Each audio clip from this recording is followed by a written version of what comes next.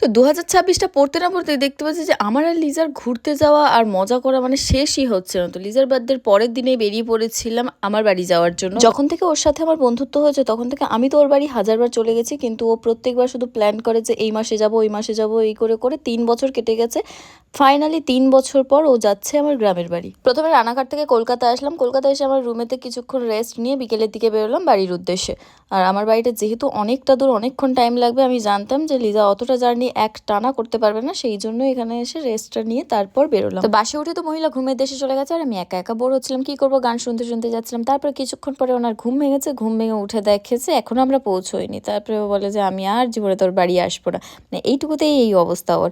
দেন finally কিন্তু আমরা পৌঁছে গেছি, বাস থেকে নেবে ও আবার এখানে মিষ্টি ফিষ্টি নিচ্ছে। তো বাস থেকে নেবেই কিন্তু আমার বাড়ি না, আমার বাড়ি যাওয়ার জন্য আরো কিছুটা ভেতরে যেতে হবে, আমার বাড়িটা অনেকটা ভেতরে। তো সেই জন্য সায়ক এসেছিল আমাদেরকে বাড়ি ছেড়ে দেওয়ার জন্য। তো সায়কের সাথে বাড়ি আসলাম, এখানে দেখো আমার মা আমাদেরকে আবার বাড়ির বাইরে আনতে এসেছে।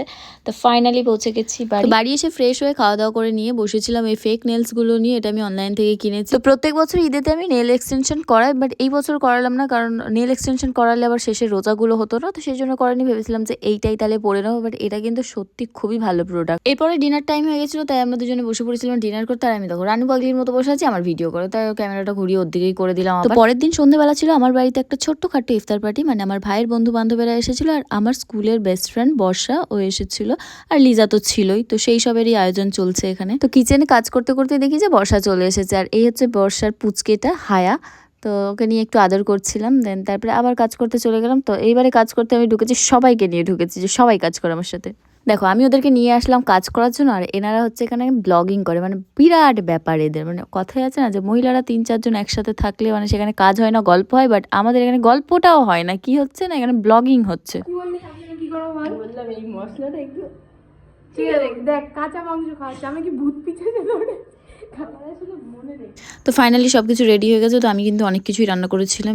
যারা ভাবে যে আমি কিছুই করি না, শুধুমাত্র ভিডিও করি আর ঘুরে বেড়াই, তা কিন্তু না, আমি অনেক কাজই করি, অনেক কাজই পারি, শুধু করি না, মুডের ওপর ডিপেন্ড করে আর কি। তো 29 রোজাটা বেশ ভালোভাবেই কাটলো, বাড়ির সবার সাথে খুব আনন্দ করলাম, বেশ ভালো সময় কাটলো একটা।